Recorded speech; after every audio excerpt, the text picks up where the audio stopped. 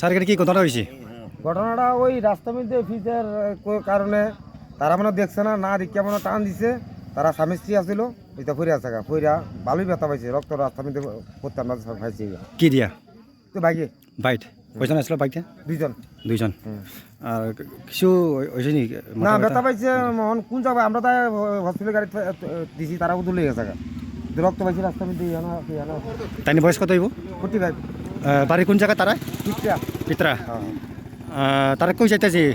না অবস্থায়রা বাড়িতে, অবস্থায়রা কি বাড়িতে আছে না এদিকে জানি কই জানি অনুষ্ঠান যাইতেছে, বাড়ি যাইতেছে। তাহলে ভিতরে দিতে যাইব হয়তো লইতে পারে। আপনারা কোন থানায় থেকে আছে? না আমরা হচ্ছে কিল্লা কিলা থানা না? Fire service. আচ্ছা স্যার, স্যার আপনার নাম? হ্যাঁ আমার নাম হাবুল দে। তারা এখন কই আছে?